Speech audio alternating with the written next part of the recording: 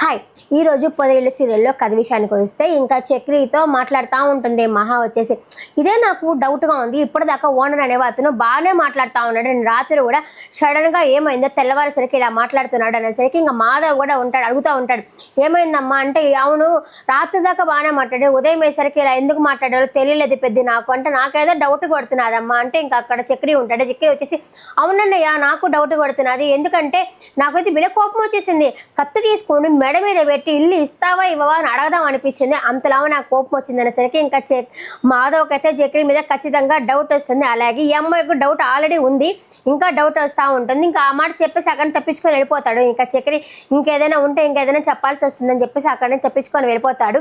ఇంకా మహాతో వచ్చేసి మాధవ్ మాట్లాడుతూ ఉంటాడు, ఇంకా ఇక్కడే ఉండొచ్చు కదమ్మా, ఇంకెందుకు మేమైతే నిన్ను బాగానే చూసుకుంటున్నాం కదా, నీకేంటి ప్రాబ్లం, ఇక్కడే ఉండొచ్చు కదా అనేసి బాగా అడుగుతాడు. దానికి అమ్మాయి ఉండేసి లేదు ఇక్కడ ఉంటే వాళ్ళిద్దరూ నన్ను వదిన వదిన అని చెప్పి అనుకుంటా ఉన్నారు, నేను వాళ్ళని వదిన కాదని తెలిస్తే వాళ్ళు చాలా బాధపడిపోతారు, అందుకే నేను ఇక్కడ నుంచి వెళ్ళిపోవాలి అనుకుంటున్నాను అనేసి అంటుంది. అదేమీ లేదులే అమ్మ, నేను చూసుకుంటాను, నేను ఉన్నాను కదా, ఆ చక్రి విషయం చక్రి అబద్ధాలు చెప్తున్నాడన్నా, చక్రి విషయమే తీసేసి ఇంకా మిగతా మేమంతా ఉన్నాం కదా అనేసరికి నేను ఒక మాట అడగనా అని చెప్పి అంటే అంటుంది. ఏందమ్మా అడుగు అనేసరికి అదే మీ నాన్న మీ అమ్మనైతే చంపేశారా అని చెప్పి అడిగితే లేదు అడగాలని కాదు, ఇది ఎవరో అన్నారు అందుకే అడుగుతున్నాను, ఏమనుకోబాక అని చెప్పి అంటుంది. అమ్మ నాకు తెలియదు, నిజమైతే నాకు తెలియదు, మా నాన్న చంపాడు అని చెప్పలేను, చంపలేదు అని చెప్పలేను, నాకైతే తెలియదు దాని గురించి, ఆ ఒక్క విషయం మాత్రం చెప్పగలను, మా నాన్న అయితే ఎలాంటి హత్యలు అయితే చేసి ఉండడమ్మా, ఇది మాత్రం నేను కన్ఫామ్గా చెప్తాను అని చెప్పేసి అని అంటాడు. ఎందుకు అడుగుతున్నావు అంటే, లేదు ఊరికి అడిగాను అనేసి తనైతే అనడం అయితే జరుగుతుంది. ఇంకా అడిగేసి ఇంకా లోపలికి వెళ్ళిపోతుంది. ఇంకా మాధవ్ వచ్చేసి చక్రి దగ్గరికి వస్తాడు. వచ్చేసి ఏంట్రా ఈ పని నువ్వే చేస్తున్నావా అని చెప్పి అడిగితే, నేనేం చేశాను అన్నయ్య, నేనేం చేయలేదంటే, ఇది చూడన్నా నేను ఒక తాగుబోతూ అని చెప్పు నేను కాముకుంటా, ఒక తిరుగుబోతూ అని చెప్పు నేను కాముకుంటా, అలాంటిది, అంతేగాని ఇలా నిందలు అయితే వేయొద్దు అనేసరికి నాకైతే డౌట్ వస్తుందా, నువ్వే ఖచ్చితంగా చేసి ఉంటావు, అతను బెదిరించి ఉంటావు నువ్వు అనేసరికి నేను చక్రి ఉండేసి ఆ అబ్బాయి ఈ విషయం ఎట్లా తెలిసిపోయిందా అంటే, నీ ఓవర్ యాక్షన్కే తట్టుకోలేక నాకు తెలిసిపోయింది, అయినా కూడా వచ్చేసి ఇప్పుడు అమ్మాయి నిన్నైతే బొమ్మల పెళ్ళి అనుకుంటా ఉంది, నిన్నైతే అమ్మాయి హస్బెండ్గా అనుకోవడం లేదు, నువ్వు ఎడారిలో వాటర్ కోసం ఎదుగుతున్నావు, ఇదంతా జరిగే పని కాదు అనేసరికి ఆ అమ్మాయి ఇక్కడ నుంచి వెళ్ళిపోతే నేను బాధపడతాను కదా అన్నయ్య అని చెప్పని అంటాడు. ఒకవేళ ఇప్పుడు అమ్మాయి ఉంటే నువ్వు బాధపడతావు కదా, తనైతే అస్సలు ఒప్పుకోవట్లేదు నిన్ను అని చెప్పేసి తనైతే అనడం అయితే జరుగుతుంది. చూద్దాంలే ఏం జరగాలంటే అది జరుగుతుందిలే అనేసి చక్రి అయితే వాళ్ళు చెప్తాడనమాట వాళ్ళ అన్నతోటి. ఇంకా కట్ చేస్తే ఈ అమ్మాయిని చూపిస్తే ఎవరు ఫోన్ అతని పేరంటే కేశవ లవర్ ఉంది కదా, ఆ అమ్మాయి అయితే డమ్మి ఫోన్ తీసుకుని అటు ఇటు తిరుగుతూ ఉంటుంది. అయ్యో ఫోన్ కావాలి, నా ఫాలోవర్స్ ఏమైపోయారో, నా ఫాలోవర్స్ అంతా నేను అన్ఫాలో చేస్తారేమో అని చెప్పేసి అటు ఇటు తిరుగుతూ ఉంటుంది అనమాట. తిరుగుతుంటే ఇప్పుడు పని చేస్తే బాగుంటుంది కదా, అమ్మ దగ్గరికి వెళ్ళేసి అమ్మని డబ్బులు అడిగితే బాగుంటుంది కదా అనేసి అనుకుంటుంది. అంతలో అప్పుడు వాళ్ళ అమ్మ దగ్గరకు వచ్చేసరికి వాళ్ళ అమ్మ ఏదో పప్పు, ఎక్కడ లేడీస్ అంటే పప్పులో ఉప్పులో డబ్బులు దాచిపెట్టుకుంటూ ఉంటారు కదా, ఆ డబ్బులు అలా తీస్తూ ఉండేసరికి ఆ డబ్బులు కనప్పుడు ఇంకా అమ్మాయి వాళ్ళ అన్నయ్య పడుకుంటాడు అనమాట.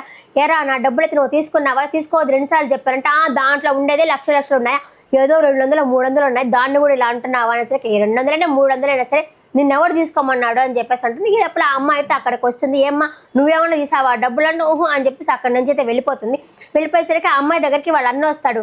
ఏంటి నీ ఫోన్ ఇటు ఇప్పుడే ఇస్తానంటే, నా ఫోన్తో నీకేం పని, మా నాన్న కొని ఇచ్చాడంటే, మీ నాన్న కొని ఇచ్చిన ఫోనే నాకు కూడా నాన్నే అవుతాడు, నీ ఫోన్ ఒకసారి చూసిస్తానని చెప్పి ఆ ఫోన్ ఇలా చూసేసి ఏంటి ఈ ఫోన్ ఏదో తేడా కొడుతుంది, ఏంటి ఈ ఫోన్ అని చెప్పేసి, అది డమ్మీ ఫోనా అంటే, అవును ఏమైంది నీ ఫోన్ అని చెప్పారంటే, నా ఫోన్ డిస్ప్లే పగిలిపోయింది కింద పడిపోయింది అని చెప్పాను సరికి మీ అమ్మ చేతిలో నీకు ఫుల్ కోట ఉందిలే ఉండి చెప్పని చెప్పేసి అని అంటాడనమాట. వాళ్ళు అనలేదు చెప్పొద్దు ప్లీజ్ చెప్పొద్దు అనేసరికి సరే ఒక పని చేయ, నాకైతే ఒక 500 అని చెప్పి అంటాడు. చెప్పని సరికి 500 నా దగ్గర లేవంటే, ఎంత ఉంటే అంత ఇవ్వంటే, నా దగ్గర 300 ఉన్నాయంటే ఇవ్వు అని చెప్పేసి, ఇది పని బెటర్, ఒకటి అమ్మకు చెప్తే అమ్మ కొడుతుంది అంతేగాని నాకు డబ్బులు లేదు కదా, అదే ఈ అమ్మ అయితే నాకు డబ్బులు ఇస్తుంది కదా అనుకొని చెల్లెల దగ్గర డబ్బులు తీసుకుందాం అనుకుని వాళ్ళ అన్న అయితే వాళ్ళ అమ్మకైతే చెప్పడం అనమాట. ఇంకా కట్ చేసి మహా వాళ్ళని చూపిస్తారు. వీళ్ళంతా పడుకో ఉంటారనమాట. వాళ్ళ నాన్న చూస్తాడు, చూసి 1 2 3 4 నలుగురు ఇక్కడే ఉన్నారు అని చెప్పేసి ఆయనకైతే కోపం వచ్చేసి గబగా వాడిని లేపి, ఏంటి నువ్వు ఇక్కడే పడుకుంటున్నావా, పెళ్ళైనప్పటి నుంచి ఇలాగే పడుకుంటున్నావా, నువ్వు వెళ్ళి నీ రూమ్లో నువ్వు పడుకోపో,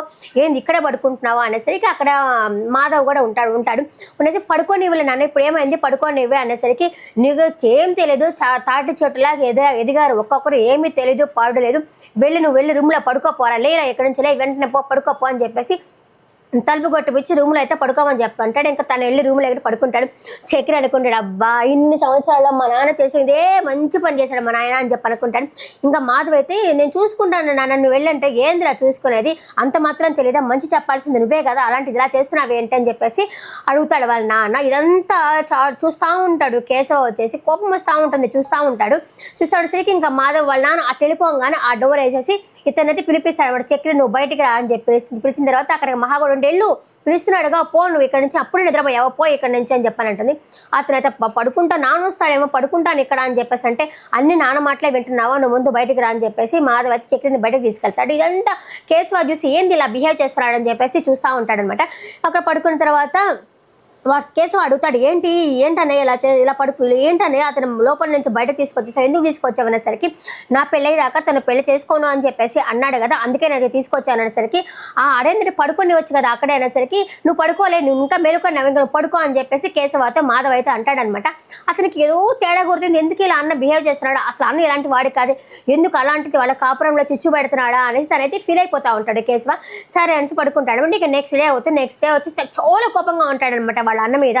కేశవ వచ్చేసి వాళ్ళ అన్న రాగానే అడుగుతాడు, అతనికంటే ముందుగా నీకంటే ముందుగా అతనికి పెళ్ళైందని చెప్పి మొన్న కూడా నాకేం కోపం లేదు, నాకేం బాధ లేదు, వాళ్ళు హ్యాపీగా ఉండాలని చెప్పి కోరుకున్నా నువ్వే, ఇప్పుడు వాళ్ళిద్దరు కలిసి రూమ్లో ఉంటే నువ్వెందుకు అతను బయటికి లాగావు, చక్కెర ఎందుకు బయటకు లాగావు అంటే నా పెళ్ళైన దాకా వాళ్ళు అక్కడ ఇక్కడే ఉంటాము పడుకుంటాము అని చెప్పారు కదరా వాళ్ళు అనేసరికి వాళ్ళేదో బుద్ధి లేకుండా అన్నారనుకో, చక్కెర బుద్ధి లేకుండా అన్నాడు అనుకో, నీ బుద్ధి ఏమందన్నా, నువ్వు నాకైతే ఇప్పుడు నచ్చలేదు, మొన్నైతే బాగా నచ్చావు కానీ ఇప్పుడైతే నీ బిహేవియర్ నాకు నచ్చడం లేదు, నువ్వు కొంచెం పద్ధతి మార్చుకో అని చెప్పేసి అంటాడు. ఎందుకంటే వాళ్ళ అన్నయ్యకి ఎప్పుడు పెళ్ళి వాళ్ళదంటే లవ్ మ్యారేజ్, అతనికి ఎప్పుడు పెళ్లి చూపులు చూడాలి, ఎప్పుడు పెళ్ళి అవ్వాలి, ఎప్పుడు వాళ్ళు కలిసి ఉండాలి, ఎప్పుడు వీళ్ళు కలిసి ఉండాలి అన్న ఉద్దేశంతో అంటాడనమాట.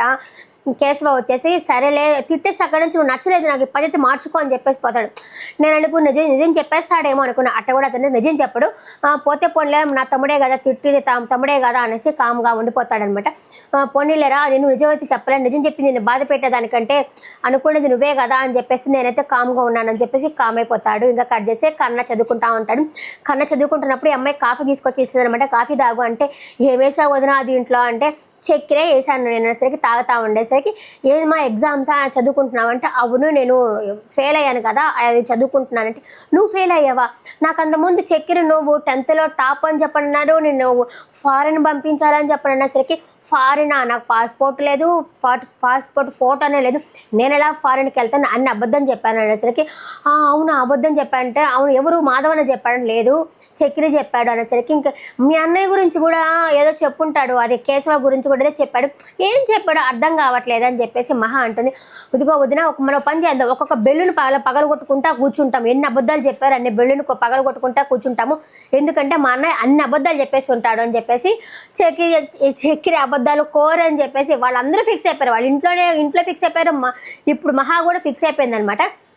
ఇంకా కట్ చేస్తే కారేశ్వర్ ఉన్నారు కదా, కారేశ్వర్ దగ్గర చక్రి అయితే వెళ్తాడు. వెళ్ళేసి నాకు జాబ్ కావాలనేసరికి ఎవరన్నా నేను లోపల వచ్చింది బయటికి పో అని చెప్పని అంటాడు. ఆయన కారు గల ఓనరు లేదు మన ఇద్దరిది రక్త సంబంధం కదా, మీ అన్నయ్య ఒంట్లో బాగలేకపోతే నేనే కదా నా బ్లడ్ ఇచ్చాను కదా, అలాంటప్పుడు మన ఇద్దరిది రక్త సంబంధం కదా, అందుకు నాకు నువ్వు జాబ్ ఇవ్వంటే నీకు జాబ్ ఇస్తే మీ వైఫ్ వాళ్ళకి సంబంధించిన వాళ్ళు వచ్చి నన్ను కొట్టడానికి వస్తారనేసి ఎన్నిసార్లు వస్తారు, వాళ్ళు అమ్మాయి చనిపోయిందని చెప్పేసి అనుకున్నారు కూడా వాళ్ళు ఇంకా రారు అనేసరికి నీకు నేను జాబ్ ఇవ్వలేను అంటే ఇవ్వు, నేనేమో అతను అమ్మాయిని చూసుకోవాలా, వాళ్ళ ఇంట్లో వాళ్ళేమో వదిలేస్తున్నారు కదా, ఇప్పుడు నేనే కాపాడుకోవాలా, ప్లీజ్ నువ్వు నాకు జాబ్ ఇవ్వాల్సిందని చెప్పి కాళ్ళ గడ్డం పట్టుకుంటాడు.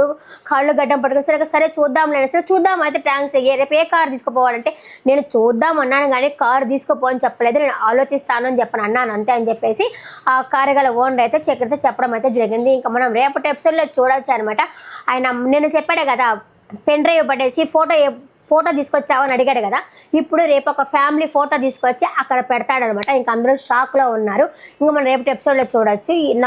నా రివ్యూ నచ్చిందని అనుకుంటున్నాను. గబ్బగబ్బా చెప్పాలనే ఉద్దేశంతో గబ్బగబ్బా ఫాస్ట్గా చెప్పుకుంటా వచ్చేసాను. నా ఎపిసోడ్ నేను చెప్పిన రివ్యూ నచ్చినట్టుగా ఉంటే ఒక లైక్ కొట్టి సబ్స్క్రైబ్ చేసి అలాగే ముందుకు నేను ప్రోత్సహించండి. నెక్స్ట్ వీడియోలో మళ్ళీ కలుస్తాను. టాటా, బాయ్ బాయ్.